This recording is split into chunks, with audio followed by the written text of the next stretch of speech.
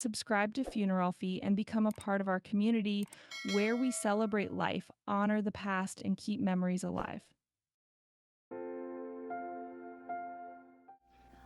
Haven't got this romantic feeling about age. I think we rot away, and it's too goddamn bad we do, you know.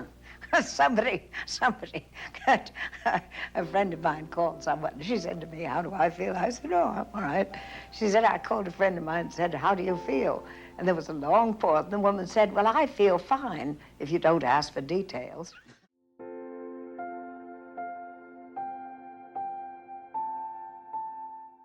The first director I had in the theater used to watch rehearsals from the top row of the balcony. And if he missed one syllable or one consonant, he'd say, "They pay to sit up here too, you know," and make us do it over again. But the voice is an accident of nature, I think.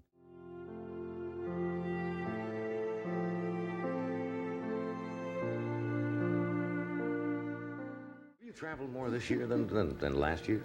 I really have. Oh, I got a line for you. Yeah. I was in Hays, Kansas. You know where that is? Well, Hays, Kansas is where the University of Kansas has a branch. It's like Santa Barbara here for you. You know, right. University of Kansas. I rehearsed the show, and I said, "Where's the best place to eat?" And the guy said, "Dave's Steakhouse." So I went down there, and it was one of those restaurants when you're in there, man, you're wide open. There's no...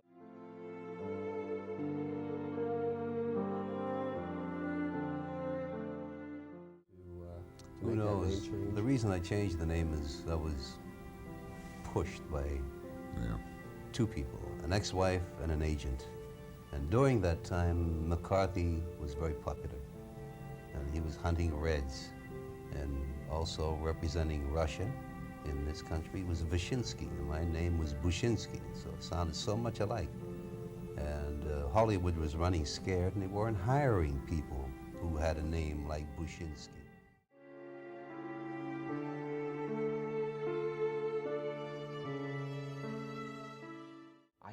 I really am positive. I think I got that from my mom and dad. And my mom, for example, she wakes up like this, "Hi," and she goes to sleep, "Good night," you know, and from the hi to the good night is just, she's like a sparkler. And me compared to her, I would be like a punk rock guy from the Dead Boys or something like that compared to my mother, who's just, she's a skyrocket, and I guess I reflect some of her, you know, sort of positive energy.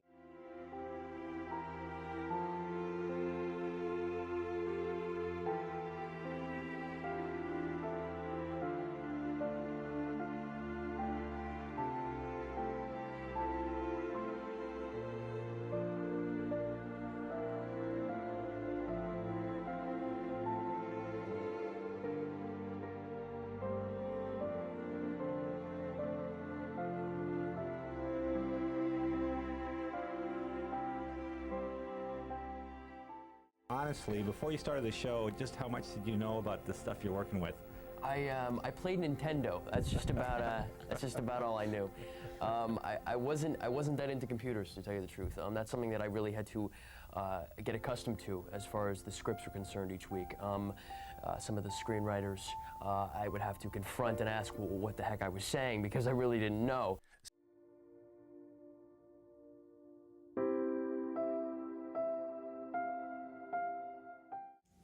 And if you're an actor, giving your all, and I was actually giving in my craft or sullen art, which is like the worst conceivable idea for the kind of character that I was playing. It's always been a great surprise to me, and I think it must say something about my performance as a 1920s character, as Dylan Thomas in Adventures in the Skin Trade, that Antonioni could have come to that performance and thought of me as the kind of epitome of the 60s. It must have been the worst performance I've ever given.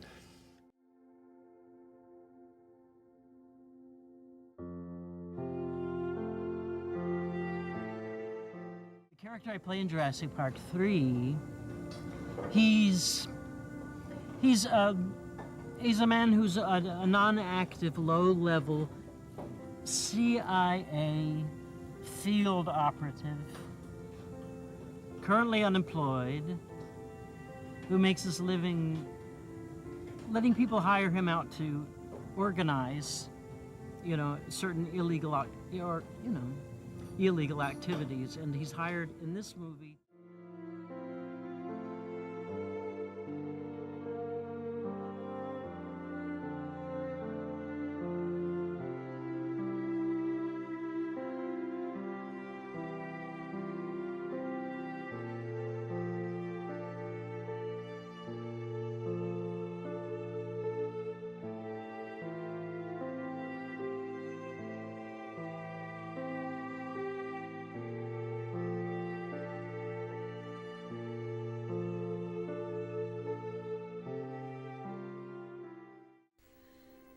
I didn't have any trouble coming to Hollywood because I was born here, and I'm a third generation Los Angelino, and my great-grandfather had the first theater in Los Angeles, and my mother's side of the family are all opera singers, so as far as show business, I was kind of around it all my life.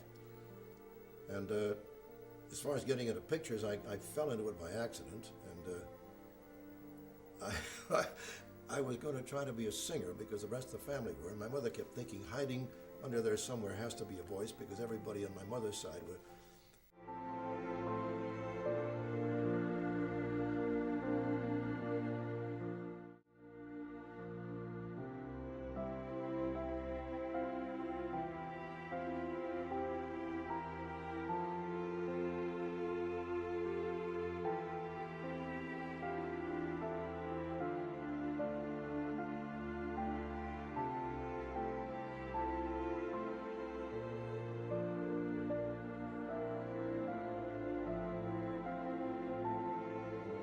I don't know why everybody thinks just because you've had brain surgery, you're supposed to look a lot different.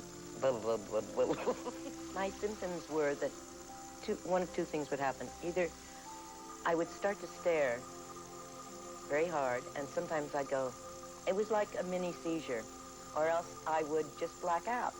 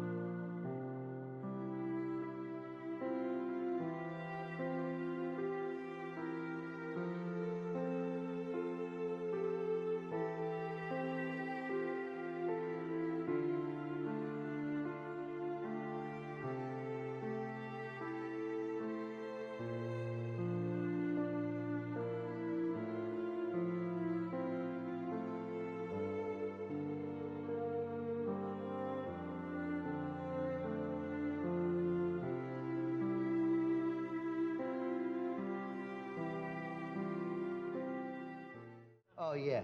See, this is a good one because this is for guys. Like I usually give jokes like this to make maybe Bob Goulet, because they didn't have to tell clean jokes because they work for the Hughes organization. Ah, that's right. And now they have to be careful because they don't even know who they work for.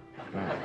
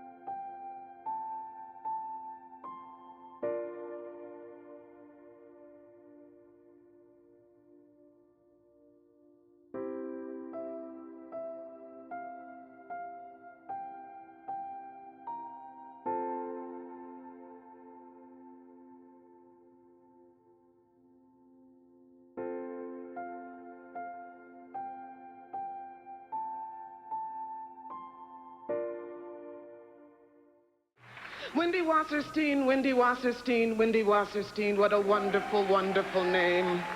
Wendy Wasserstein, thank you so much for Judith. That's my mantra tonight. Wendy Wasserstein. I won't take too much time. Lincoln Center, the entire cast of An American Daughter. I see you up there. I found you earlier. If you haven't seen them, you don't know how wonderful they are. If you have seen them, you do. If you haven't, come see us. We are good.